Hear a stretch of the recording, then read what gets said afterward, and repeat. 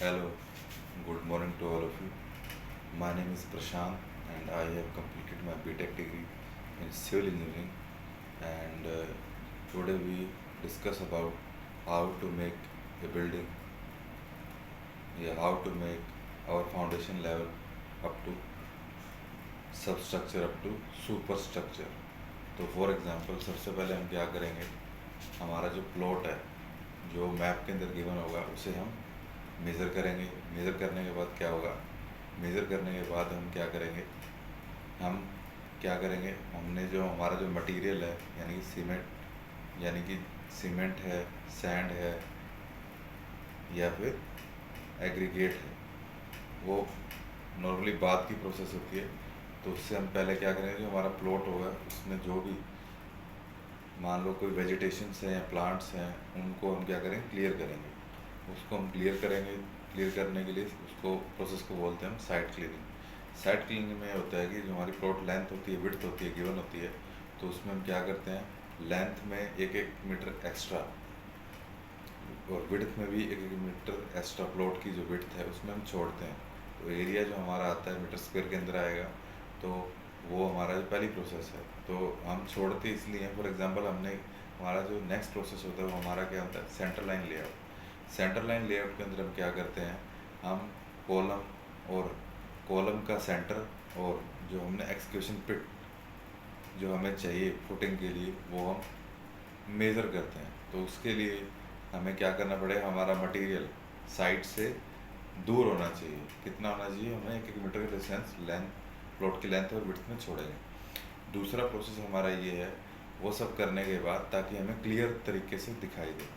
दूसरा हमारा जो प्रोसेस है वो है, दूसरा जो हमारा जो प्रोसेस है उसके बाद हम क्या करेंगे, ये सब करने के बाद हमारा जो सेकंड प्रोसेस है वो है साइट क्लीनिंग के बाद एक्सक्वेशन। एक्सक्वेशन के लिए हम यूज़ करते हैं centre line layout method. Centre line layout method के अंदर हमें, जो मैंने प्रीवियस से आपको बताया है कि हम क्या करते हैं, डिफ़ाइन करते हैं भाई साइट, मतलब कि कॉलम का जो सेंटर पॉइंट है और जो फुटिंग की जो फुटिंग का जो डायमेंशंस है या फिर एक्सक्वेशन पिट के बारे में निकालते हैं। फिर हमारा प्रोसेस क्या है, सबसे पहले हम क्या करेंगे, 1.5 मीटर तक का अगर हमारा गड्ढा है, कितना तक का है, 1.5 मीटर तक का अगर हमारा गड्ढा है तो हम 300-300 हम चारों डायरेक्शन में छोड़ेंगे।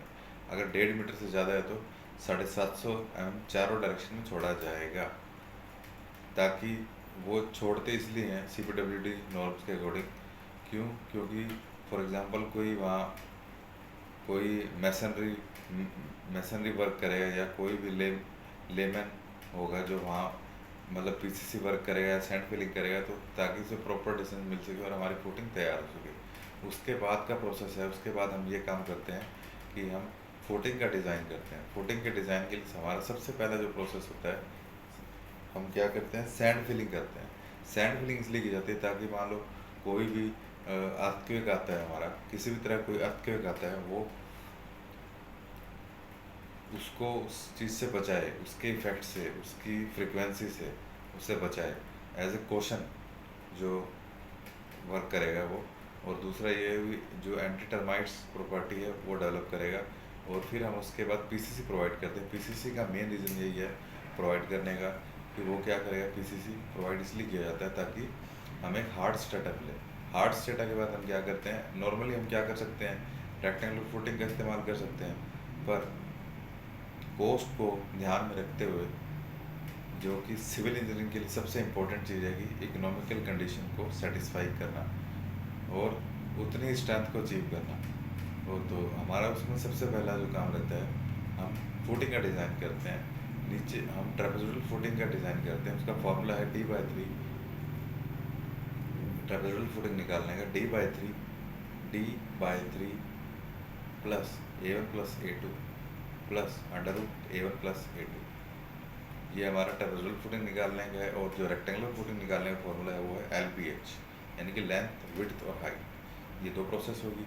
उसके बाद हमारा थर्ड प्रोसेस ये है कि हम शटरिंग निकालेंगे। शटरिंग निकालने के लिए हम क्या करते हैं, जो ऊपर का हमारा जो कॉलम है उसमें 100 mm का स्पेस छोड़ते हैं दोनों डायरेक्शन। वो इसलिए छोड़ा जाता है ताकि हम जब उसके अंदर कंक्रीटिंग करेंगे, यानी कि कॉलम की कंक्रीटिंग करेंगे, ट्रापेजोइडल फुटिंग की कंक्रीटिंग करेंगे, तो उसके अंदर किसी भी तरह की कंक्रीट लीक ना हो, इसके लिए हम ये चीज़ प्रोसेस करते हैं। तो फिर उसके बाद हम क्या करेंगे, फिर आगे उसको ये सब स्ट्रक्चर बनने के बाद हम शटरिंग हटा देंगे, तो हमारा क्या दिखेगा, रेक्टेंगुलर फुटिंग दिखेगी जो मैं LBS से निकाली हुई क्यूबिक मीटर में आएगी, और हमारा उसका ट्रापेजोइडल फुटिंग दिखेगी। उसके बाद हमारा जो फुटिंग तैयार होगी, शटरिंग को रिमूव कर देंगे। फिर हम क्या करेंगे, बैक फिलिंग करेंगे। बैक फिलिंग करने के बाद क्या होगा, हमारे जो कॉलम्स हैं वो चीज़ हो जाएगा। फिर हम क्या करते हैं, वन लाइन ब्रिक वर्क करेंगे। ठीक है, वन लाइन ब्रिक वर्क करेंगे। वन लाइन ब्रिक वर्क में क्या होता है, हम यानी कि जो हाइट होती है ब्रिक की वो 4 इंच होती है, यानी कि 4 इंच, यानी कि 4 इंच बोल सकते हो। उसकी जो विड्थ होगी, लेंथ, और उसकी जो ऊंचाई होगी वो 1 इंच होती है, 4 इंच, 1 इंच नहीं। तो उसको हम मेज़र करेंगे। उसको मेज़र करने के लिए हम वन लाइन ब्रिक वर्क किया। उसके बाद हम क्या करेंगे, वन लाइन की ब्रिक के बाद ग्राउंड बीम डिज़ाइन करेंगे। ग्राउंड बीम 200 हम ले सकते हैं, या जितना भी स्ट्रक्चर के अंदर डिज़ाइन दिया होगा उस हिसाब से हम ग्राउंड बीम लेंगे। ग्राउंड बीम करने के बाद हम क्या करेंगे, चारों डायरेक्शन में ग्राउंड बीम हो गया। फिर हम क्या करेंगे, वन लाइन ब्रिक वर्क के बाद ग्राउंड बीम देने के बाद फिर हम क्या करेंगे, ग्राउंड बीम देने के बाद हम फिर क्या करेंगे, वन लाइन ब्रिक वर्क फिर दोबारा से करेंगे। और हमने ये ध्यान रखना है कि वन लाइन ब्रिक वर्क करने के बाद हमारा क्या है, मान लो हमने 1.5 मीटर तक कर दिया, तो उसके बाद हम सिल बैंड प्रोवाइड करेंगे। सिल बैंड इसलिए देते हैं, मान लो स्ट्रक्चर फॉर एग्जांपल सिल बैंड के ऊपर हमारा क्या आता है, विंडो वगैरह आएगी। विंडो के लिए हम क्या करते हैं, विंडो करने के लिए हम क्या करेंगे, विंडो का जो प्रॉपर जो डिस्ट्रीब्यूशन है यूडीएल से, यानी कि जो हमारा स्लैब है, स्लैब से जाएगा लिंटल बीम से हमारा जाएगा विंडो से हमारा जाएगा सिल बैंड, यानी कि प्रॉपर डिस्ट्रीब्यूशन होगा। अगर सिल बैंड हम नहीं देते, हम क्या हुआ, डायगोनल क्रैक्स विंडो के अंदर डेवलप हो जाता है। तो पहला प्रोसेस हमारा ये। उसके बाद हम क्या करेंगे, नेक्स्ट प्रोसेस में हम कॉलम को पहले उठाएंगे। कॉलम को पूरा मान लो मैंने 3 मीटर तक उठा दिया, फिर ब्रिक वर्क करते जाएंगे। कोई 100 mm की वॉल होगी, पार्टीशन वाल 100 mm की होती है, आउटर वाल होगी 200 mm की होगी। ये हमारा अगला स्टेप है। फिर उसके बाद हमारा क्या होगा, सिल बैंड के ऊपर ब्रिक वर्क हो जाएगा। ब्रिक वर्क हम तो ये, हाँ, ब्रिक वर्क थोड़ा ये बोल सकते हैं 1.5 मीटर तक वर्क। उसके बाद हम क्या कहते हैं, DPC देते हैं। ये भी ध्यान रखना कि जो हमने ग्राउंड बीम दिया, ग्राउंड बीम के बाद हम क्या देते हैं, मान लो 1.5 मीटर तक उठा दिया, तो उस, या कह सकते हैं थोड़ा सा ज़्यादा, 1 मीटर तक बोल सकते हैं। 1 मीटर उठाने के बाद सिल बैंड दे देंगे। सिल बैंड देने के बाद ये सब स्ट्रक्चर्स हैं। सिल बैंड देने के बाद ये सब स्ट्रक्चर्स हैं हमारे। और उसके बाद सिल बैंड देने के बाद हमारा अगला नेक्स्ट प्रोसेस है। उसके बाद हम वन लाइन ब्रिक वर्क तो मैंने आपको बता ही दिया। उसके बाद जो हमारा नेक्स्ट स्ट्रक्चर होगा, सब स्ट्रक्चर के अंदर वो सब प्रोसेस आती है। सब स्ट्रक्चर के अंदर हम ये बोलेंगे कि सिल बैंड देने के बाद हमारा ब्रिक वर्क होगा। ब्रिक वर्क के बाद क्या होगा, ब्रिक वर्क के बाद हमारा डोर विंडो का डिस्टेंस आ जाएगा, उसको छोड़ेंगे। फिर हमारा ब्रिक वर्क ऊपर तक उठेगा। ऊपर तक उठने के बाद क्या होगा, DPC तो मैंने बता दिया कि वहाँ तक स्टार्टिंग के अंदर ही हो जाता है DPC।